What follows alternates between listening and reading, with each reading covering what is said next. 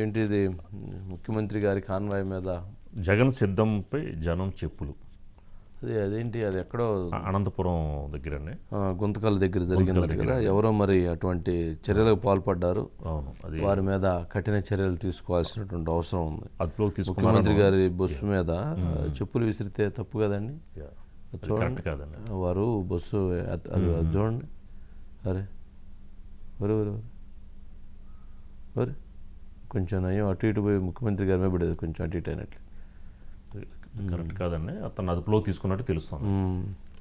అంటే అది తీవ్రమైనటువంటి చర్య. యా, రాష్ట్ర ముఖ్యమంత్రిగా ఎవరి మీదైనా సరే అటువంటి చర్యలకు పాల్పడటం తప్పు.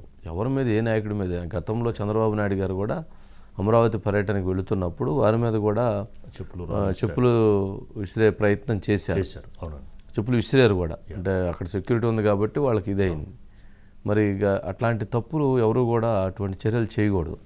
ఎందుకంటే పార్టీలు వాళ్ళ అభిప్రాయాలు చెప్పుకుంటాయి, వాళ్ళ సిద్ధాంతాలు చెప్పుకుంటాయి, వాళ్ళకి సంబంధించినటువంటి వాటిని తెలియజేస్తారు, అంతే కదా. వాటికి సంబంధించిన దాంట్లో వారు అట్లా అబ్జెక్షన్ చేస్తే ఎట్లా మరి, అది చూడాలి. క్రమంలో నేను అనుకోవటం, నాకు అది ఎవరో కావాలని చేసినటువంటి చర్య కానీ చూడాలి. పొరపాటున జరగదు. ఎందుకంటే పొరపాటున పైకి వేస్తారు ముఖ్యమంత్రి గారి మీదకి. మరి ఎవరున్నారు దాని మీద? రామాంజనేయులు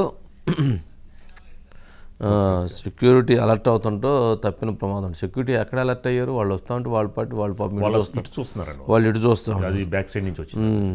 అంటే మరి ఎవరో అటువైపు నుంచి ఉన్నారో తెలియదు కానీ, బట్ అదైతే ఒక రాంగ్ చర్య.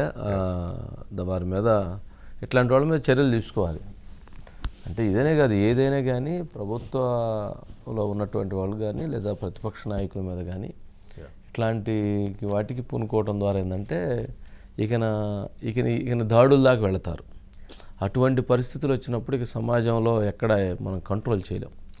అందుకని ఖచ్చితంగా వీళ్ళ మీద చర్యలు తీసుకోవాల్సినటువంటి అవసరం అయితే ఉంది. చూద్దాం మరి నెక్స్ట్